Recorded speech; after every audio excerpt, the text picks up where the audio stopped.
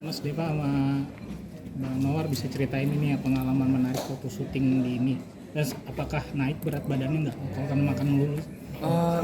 Justru sebenarnya kita pas selama syuting tuh jarang makan karena cuma icip-icip doang kan.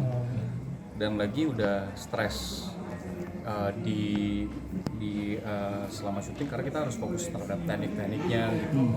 Harus coba inget-inget lagi ketika kita workshop. Kita workshop lumayan lama sih, lumayan cukup waktunya. Cuman ketika syuting kan harus adjust dengan set syuting yang sebenarnya gitu. Jadi emang lumayan pressure lah. Dan lagi diawasi sama chef profesional itu di satu sisi ngebantu banget, di sisi lain juga itu sebenarnya ngasih kita beban juga sih. Tapi ya semua bisa dilewati dengan sangat baik, dengan kerja tim yang baik. Mbak Mawar? Pengalamannya pasti menyenangkan banget.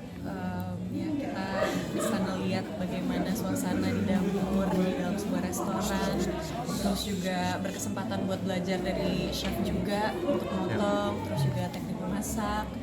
Terus kita juga syutingnya di Bali, jadi seru banget juga. Mungkin lebih banyak kulineran di Bali juga.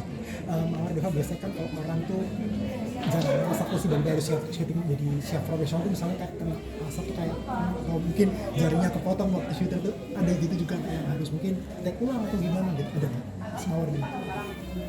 Kalau sama Asep sih, puji Tuhan aku nggak ada masalah sama sekali. Tapi mungkin untuk memotong ada sedikit canggung di awal. Tapi karena kita ditemenin juga didampingin sama chef profesional, jadi memang setelah latihan di bareng-bareng, kita pulang latihan lagi, terus ngirim video ke timnya supaya ngelihat perkembangan motong kita udah gimana ya kira-kira. Tapi puji Tuhan nggak ada masalah.